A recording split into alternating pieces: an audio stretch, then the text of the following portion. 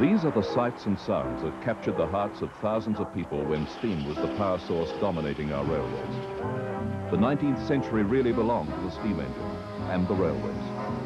During the 100 years that steam was master, it developed a dedicated following with a fascination that is still very evident today. Although replaced by diesel locomotives, many of these marvelous machines have been brought back to working life by the enthusiasm of hundreds of steam lovers. Now the memories can flood back for those born in the era, while the young ones can discover a new interest.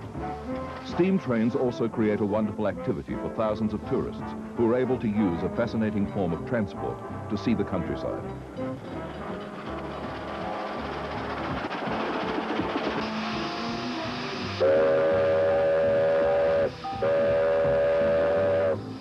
The attraction of steam emanates from a combination of elements: the power of the steam itself, the sheer hard work involved, and the revolutionary impact steam rail transport made on the development of our country.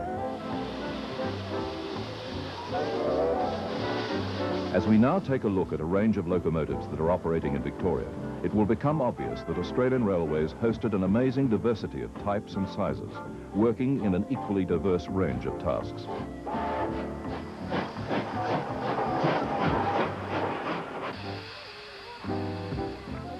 The first to look at is actually the last steam loco to be in active service for the Victorian Railways. The J-class was referred to as a light line type, built mainly for hauling goods trains on the various branch lines around the state. Built in England, all the J's were shipped to Australia as fully assembled deck cargo. It was fairly difficult to expect that this class would be destined for a long service life, as it was launched into direct competition with the now established diesels. They must have proved useful, however, as scrappings did not commence until late in 1967.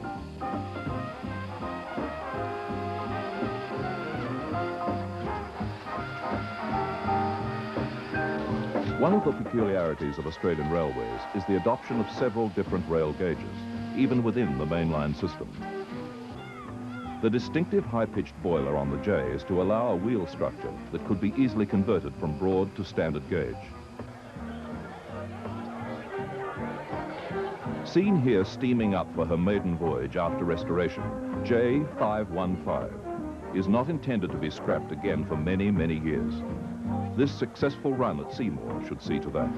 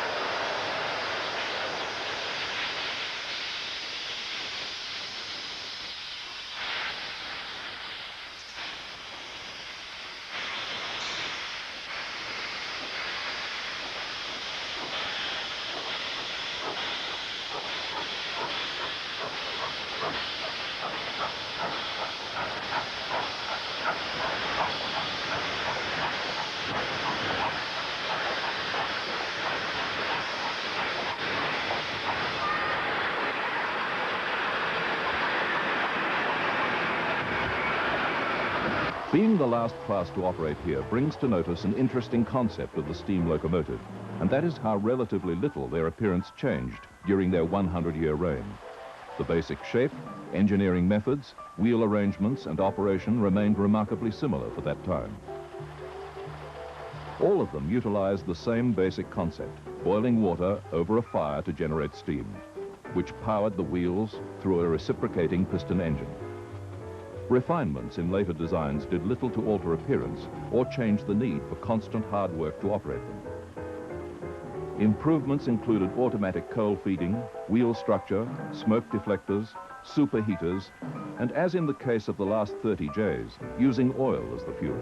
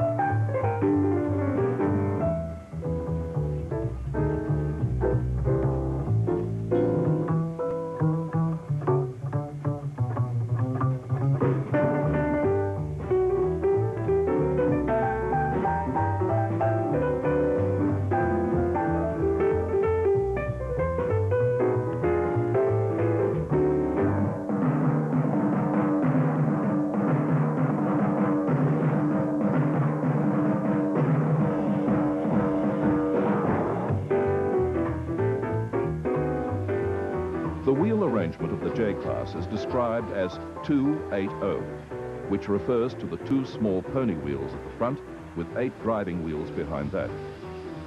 There are no additional support wheels under the cabin.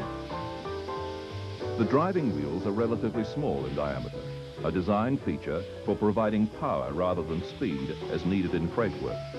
Having all 8 of them is for maximum traction.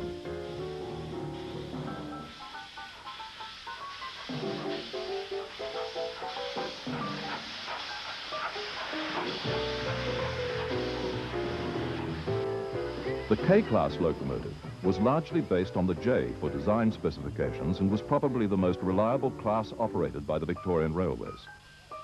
Also a light line goods type, these locomotives served all over the railway network, quickly deriving the respect of all their crews.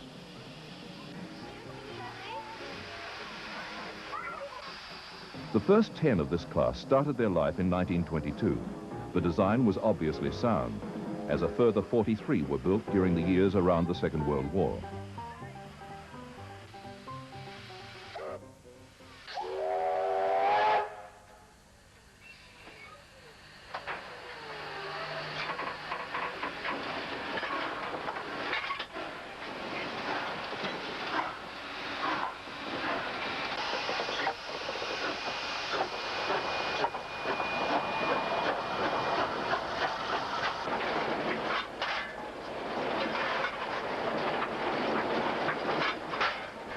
There is no doubt that working on a steam loco is synonymous with constant hard work. Even just riding on the footplate is an exercise. The work is dirty and it demands a surprising range of skills. Both the driver and fireman are constantly attending to a list of duties that includes water level, lubrication, regulator setting, reversing gear position, and boiler pressure. The performance of a steam engine is a fine balance of all these controls. And in their heyday, most crews held the skills needed with great pride. A correctly set loco seemed to become an extension of the driver's arm. An aspect that really sets steam apart from diesels is the direct reward they provided in power and performance for this input of hard work. The real heavy work that most would associate with these trains is the never-ending hunger of the firebox. The foot-operated firebox doors are always accepting the rapidly working shovel as the fireman transfers the several tons of coal carried. More than just physical work, skill for correctly laying the coal on the fire was vital to keep operating, and so provide the driver with a suitable head of steam. The way a driver was handling the controls, along with the grade of the line, governed how much work a fireman was in for, as the amount of fire controls the boiler pressure and therefore the power available. However, too much coal and a fireman could actually smother the fire, resulting in a stalled engine. It would not be unusual for a fireman to shovel 4 to 5 tons of coal in each shift. In all her activities, the K-class worked well and was found at the heart of practically every type of operation. During her latter years, the class was used for shunting duties, lasting until as late as 1979 in that particular road. This particular K, number 153, is living again due to the restoration efforts of Steam Rail Victoria, who run regular vintage train excursions like this one to Melton. A method of ensuring that a train had right-of-way on a single track section was to pick up a metal staff for which automatic staff exchanges such as this were fitted. The only train that could pass was the one holding the staff, which would be hand-placed for pickup by the station master.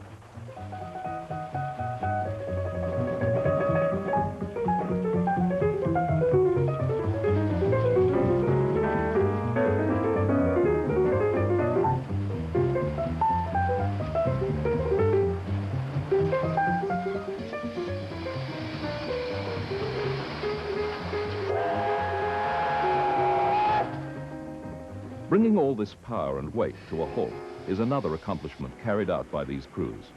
The great fear of a locomotive crew was to face losing control and end up with a runaway train. Though fortunately rare, such occurrences had the habit of being somewhat catastrophic. The Westinghouse brake system certainly aided in the process of ensuring a train stopped when it was supposed to.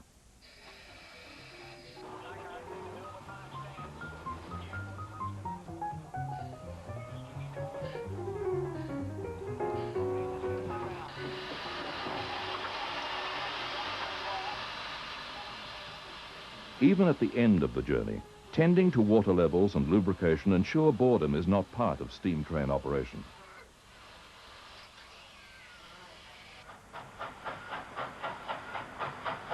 Note how the specifications are almost identical to those of the J-class. This configuration proved very effective for the utility type of work they were required to do, and formed the basic blueprint for many designs.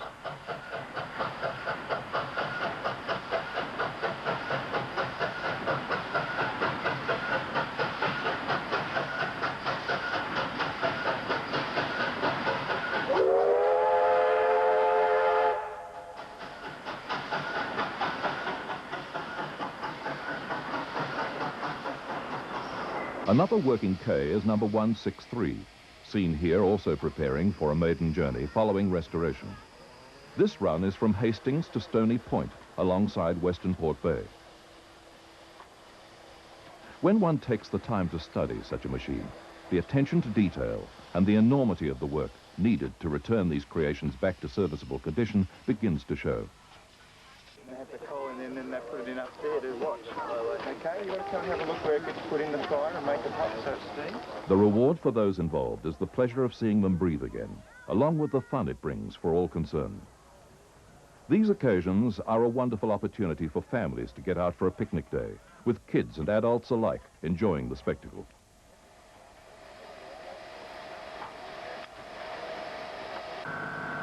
Collecting water for these machines is not as well catered for these days, so more modern methods need to be brought into play. Whatever the method, it means that this majestic and elegant engineering product can again grace the rails.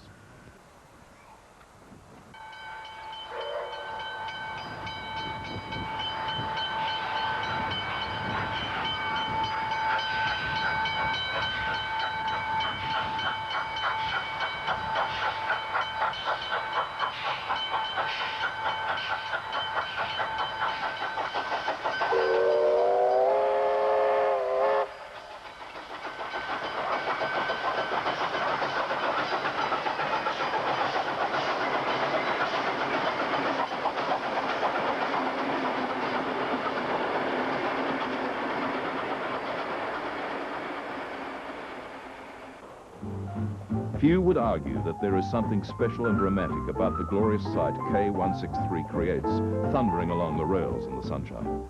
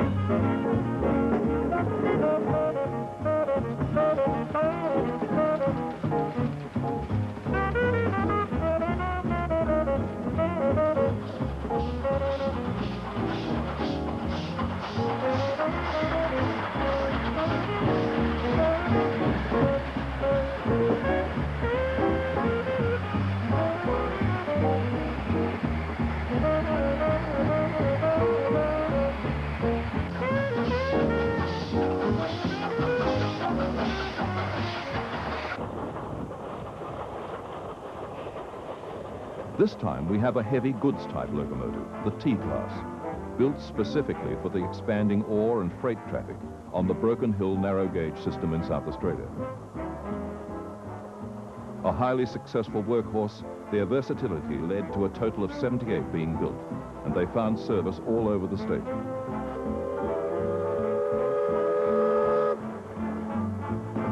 Six were put to use in Tasmania.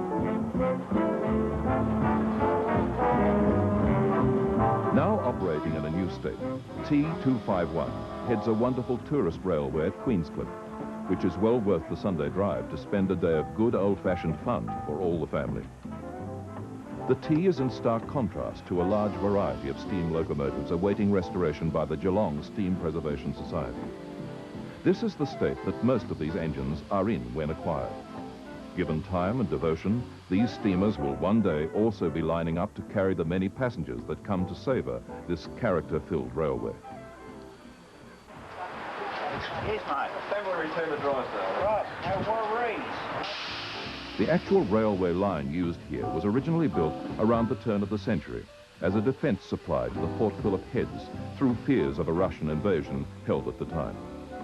Its role now is strictly passenger, a task the T-class often tackled in its original life.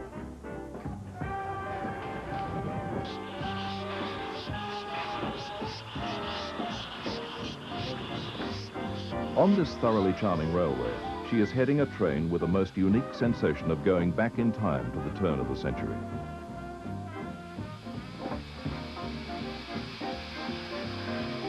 Each weekend, delighted visitors can enjoy sliding back in time to be a real part of history as they chuff around the shores of the Bellarine Peninsula on their way to Drysdale.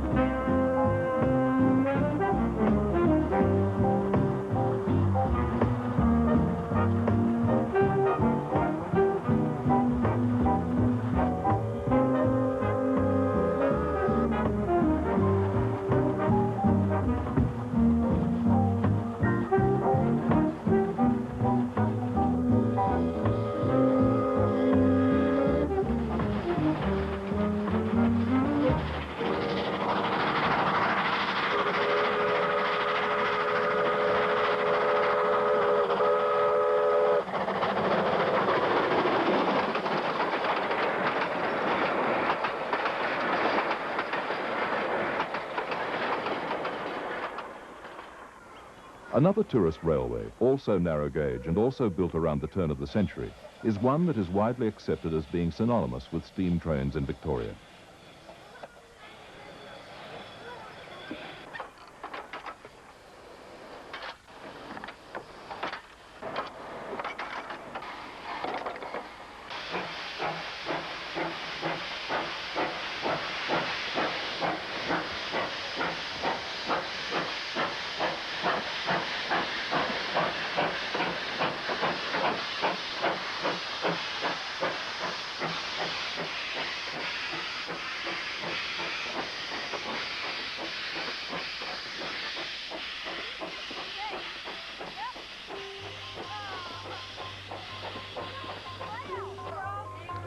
Every day, people stream onto the Belgrave station to see and ride on Puffing Billy, the affectionate title for the quaint little NA-class tank locomotive.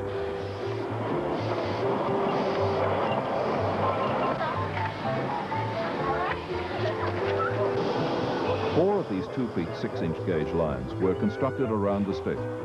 They were designed to meet a cost-effective demand to provide rail transport into some of Victoria's more inaccessible locations, which they did happily until somebody went and invented road transport.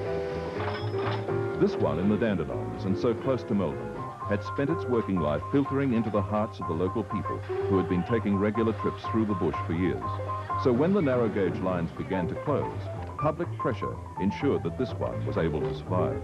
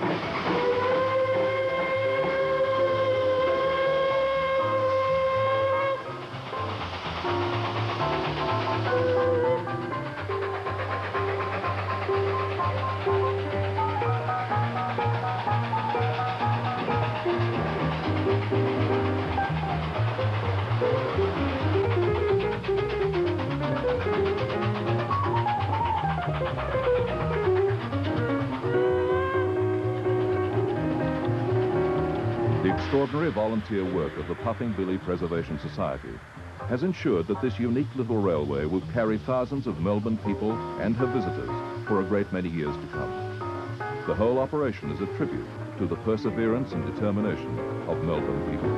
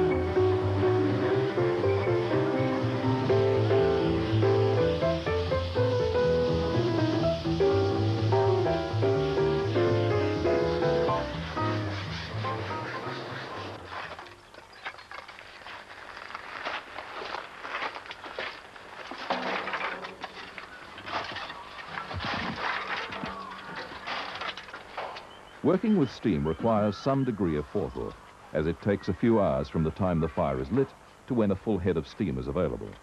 But then that is part of the charm, watching a locomotive peacefully smoking away while the water gradually heats to the boil.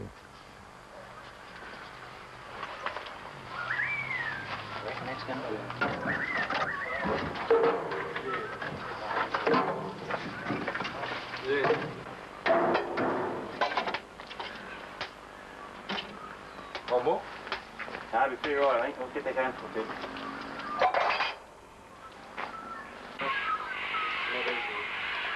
The oil. Just put the button off the gas.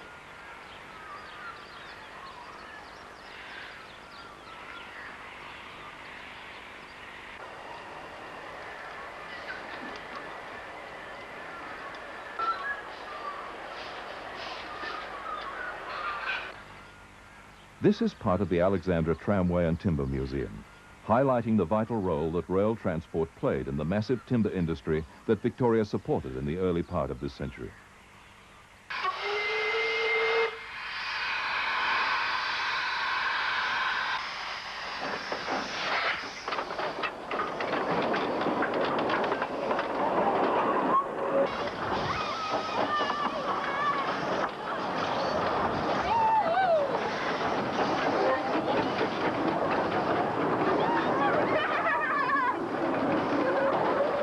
well as being the birthplace for the diesel locomotive, this industry supported various types of steam power, such as for the winches and saws used in the bush. On the rails, locos not unlike this were typical, although this particular Fowler may be more familiar on the sugarcane fields of Queensland.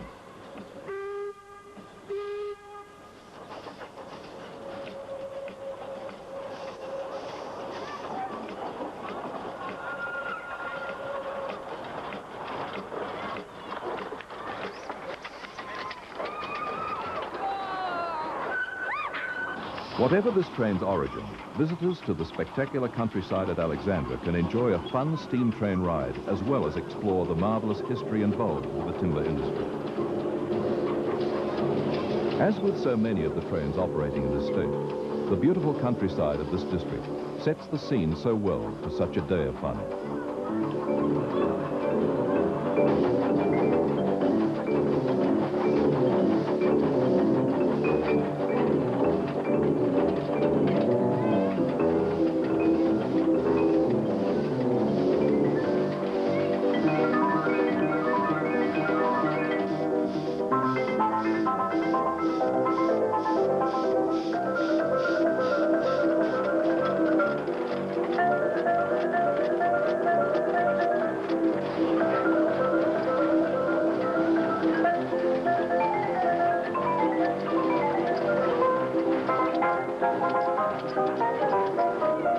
Locomotives such as this were built for maneuverability on tight winding rails, hence the 060 wheel arrangement. They were also only used for short distances, which explains the sparse accommodation and no tender. They may be small and light, but the working role of such locomotives was vital and invaluable in the pursuit of many industries.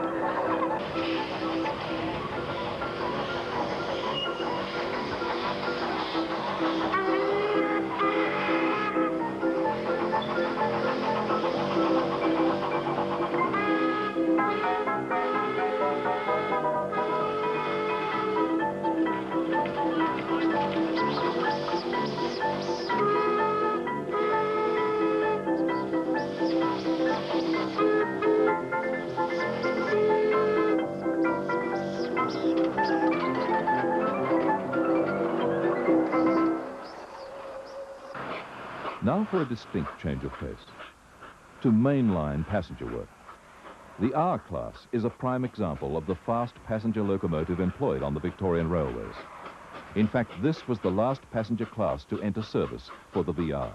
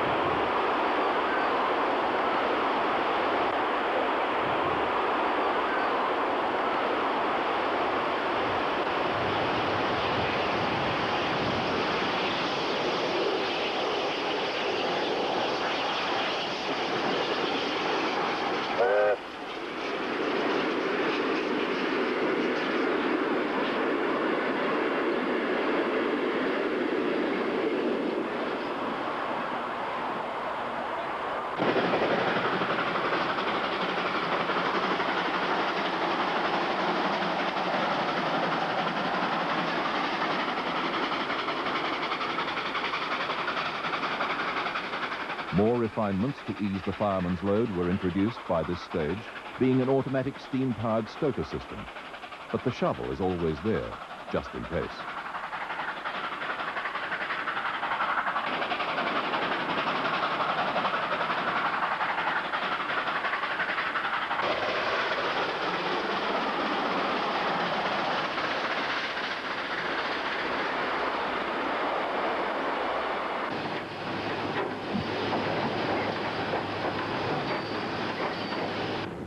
R761 is another in the steam rail fleet, gracing many spectacular vintage train runs through the Victorian countryside. With sheer speed and size, this machine can't be anything other than impressive.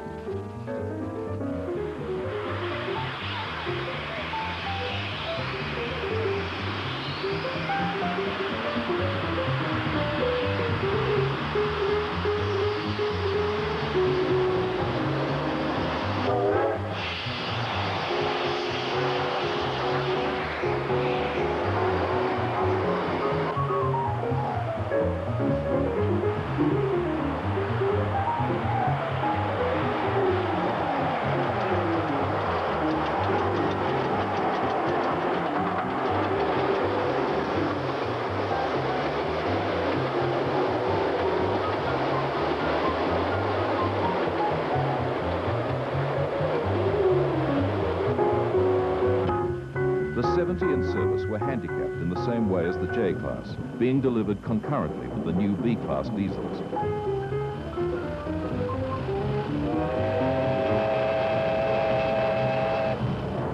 They ended their principal working life by the early 60s, with only a couple, including this one, remaining for special occasions.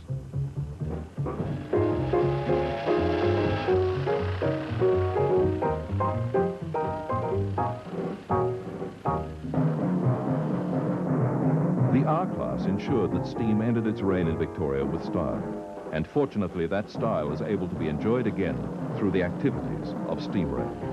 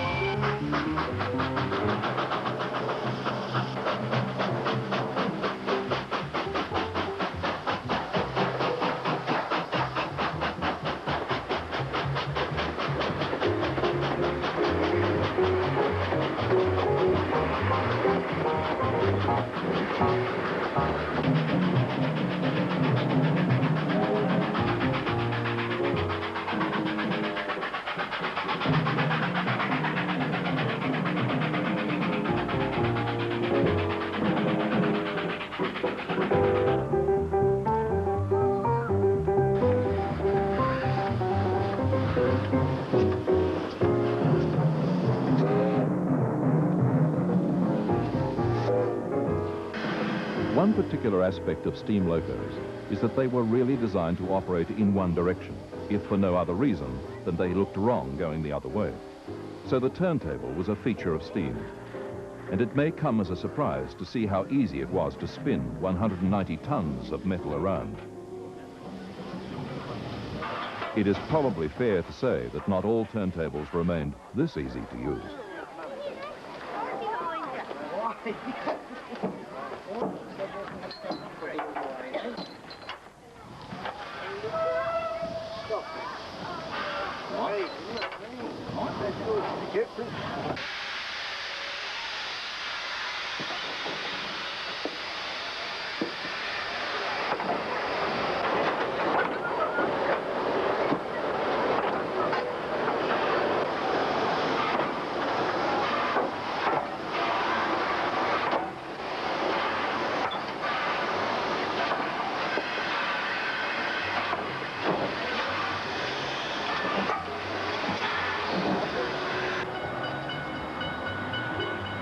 The features which characterize this class as being for passenger work are the driving wheel size and number.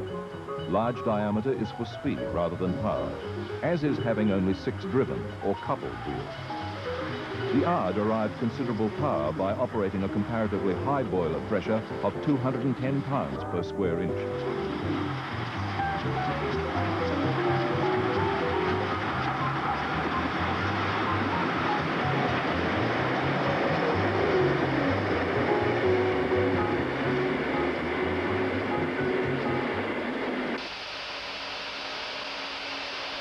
In a scene straight out of the early 1900s, steam rail volunteers in Ballarat are busy preparing their pride and joy for another popular country excursion. The D3 class of locomotive was a passenger type that was a true lady of the rails.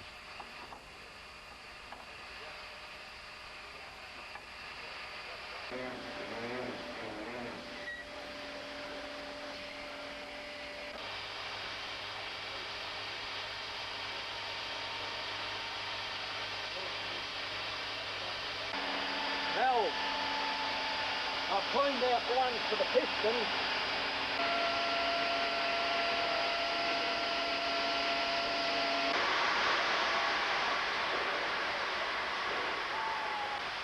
Returned to service by the Ballarat Division of Steamrail, D3639 is the powerhead for their operations throughout the beautiful and historic Western District of Victoria.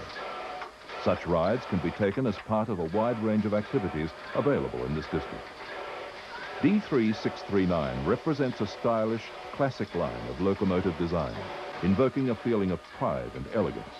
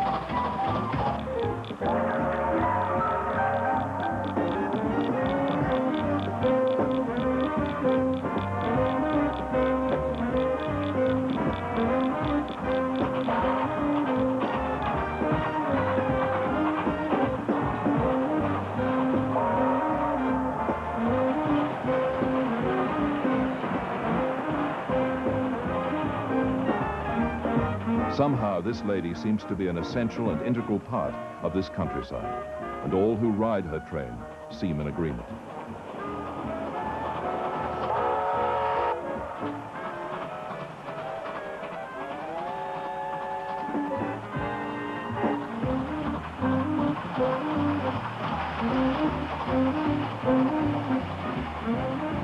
The clean, uncluttered lines of this design stem largely from the English influence on locomotives in this country.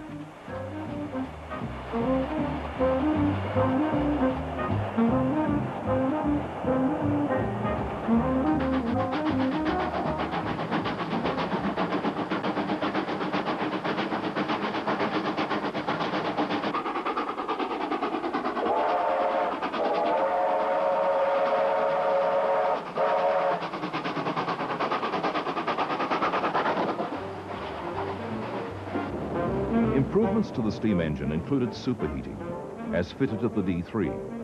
This is a system where the steam drawn from the top of the boiler in the dome is reheated by passing it back through tubes in the boiler on its way to the cylinders.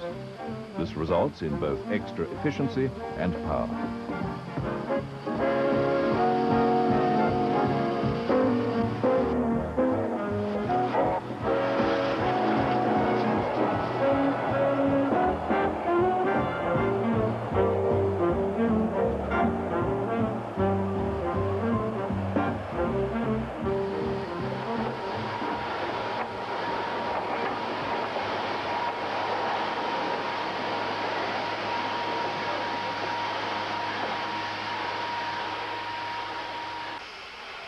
After the train pulls into its destination for the night and her passengers have headed off to reminisce over the day, the engine crew prepares to continue the never-ending work by putting their big baby to bed. The tender takes on more water. Oiling practically everything takes place, and 5 or 6 tons of coal is loaded on.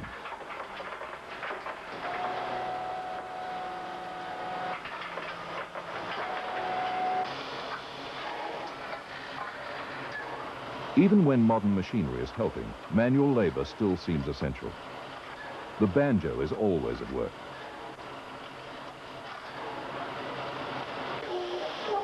Then the fire is dumped for the night, followed by cleaning out the firebox.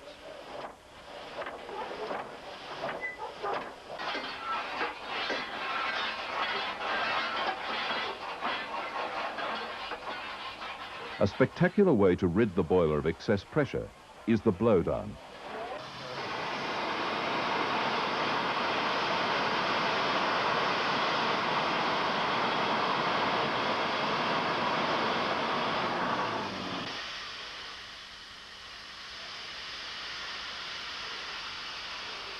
With just a gasp of pressure, our D3 quietly slips back into its siding for the night.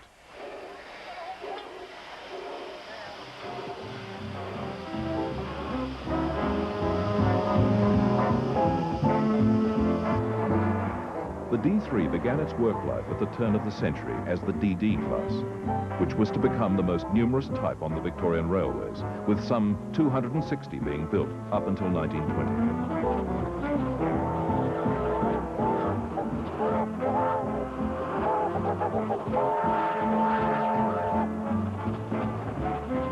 Later improvements meant a reclassification into 3 groups, the D3 class resulting from the larger and superheated boilers.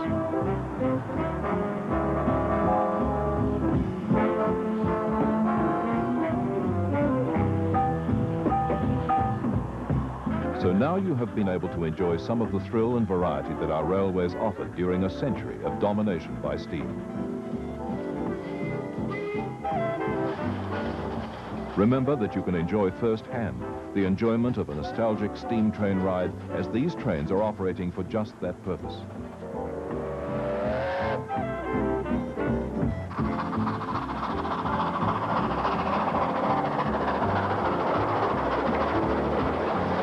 The organizations we have highlighted will be able to let you appreciate the significance of our early railway engineers, while relaxing in the romance of this bygone era.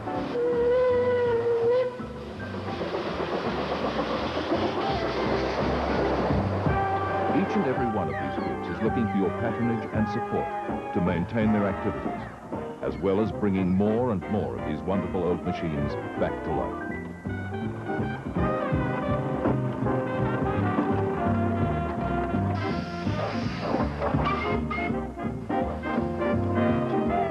really has been no other invention of man that has commanded such respect while genuinely rewarding the input of honest, hard work. The steam engine has been truly a faithful servant with a personality hard to separate from human. Many a crew would testify to that. That personality is going to live on for many years to come.